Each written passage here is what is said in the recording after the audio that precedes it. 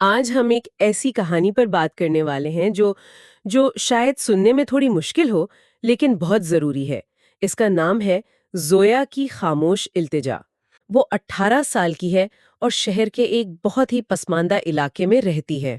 جی، اور جس کمرے کا ذکر ہے وہ کوئی عام کمرہ نہیں، دیواروں سے سیم اور بدبو آ رہی ہے۔ یہ صرف ایک پس منظر نہیں ہے۔ نہیں، یہ اس کی زندگی کی قید کی ایک علامت ہے، اور اس ماحول میں وہ اکیلی بھی نہیں ہے۔ ہاں، اس کا بھائی عامر بھی ہے، 20 سال کا، جو جسمانی طور پر تو جوان ہے لیکن ذہنی طور پر ایک معصوم بچہ ہے جسے صرف بھوک اور تکلیف کا احساس ہوتا ہے۔ کہانی بتاتی ہے کہ گھر میں کئی دن سے فاقہ تھا۔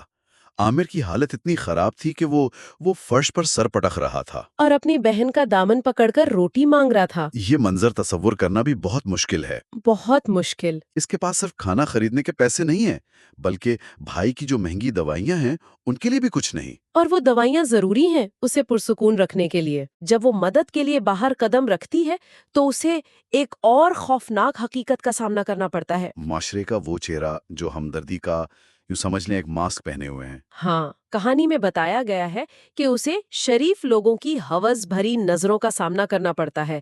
کوئی مدد کے بہانے اس کا فائدہ اٹھانا چاہتا ہے، کوئی اس کی عزت کا سودا کرنے کی کوشش کرتا ہے۔ اور یہ صرف ایک دو برے لوگوں کی بات نہیں ہے۔ اسے ایسا لگتا جیسے وہ انسانوں کے درمیان نہیں بلکہ بھوکے بھیڑیوں کے درمیان کھڑی ہے۔ یہ جملہ اس کی پوری بے بسی کو بیان کر دیتا ہے۔ ایمانداری سے مدد مانگنے کا راستہ بھی اس کے لیے تذلیل کا باعث بن رہا تھا۔ جی، اور یہیں سے کہانی ایک بہت ہی تاریک موڑ لیتی ہے۔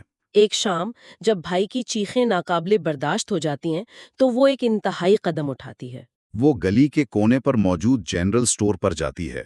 جیب بالکل خالی ہے لیکن دل بھائی کی تکلیف سے بھرا ہے۔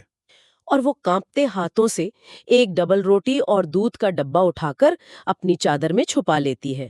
لیکن وہ چند قدم ہی چلتی ہے کہ دکاندار اسے پکڑ لیتا ہے۔ چور چور کی آوازیں اور ایک ہجوم اکٹھا ہو جاتا ہے۔ اس ذلت کے بعد وہ خالی ہاتھ، بکھرے بالوں اور ایک زخمی روح کے ساتھ اپنے اندھیرے کمرے میں واپس آتی ہے۔ اور وہ دیکھتی ہے کہ اس کا بھائی روتے روتے تھک کر فرش پر ہی سو گیا ہے۔ اور اس کے گالوں پر آنسوؤں کے نشان ابھی بھی تازہ ہیں۔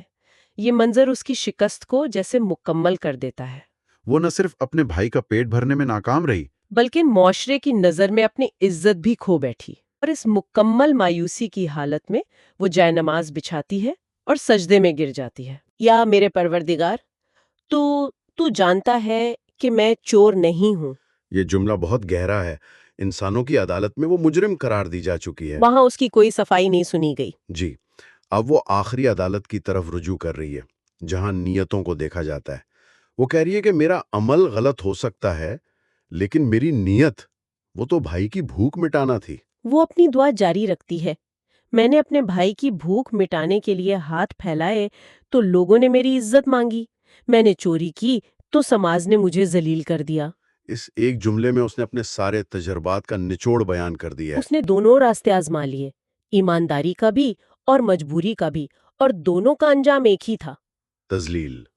اور یہیں پر ہمیں اس کی مکمل بے بسی کا احساس ہوتا ہے۔ اور پھر وہ اپنی دعا کا اختتام ان دل دہلا دینے والے الفاظ پر کرتی ہے: اے اللہ، میرے بھائی کو شفا دے دے یا ہمیں موت دے دے۔ یہ صرف ایک دعا نہیں ہے، یہ ایک نظام پر، ایک معاشرے پر عدم اعتماد کا اعلان ہے۔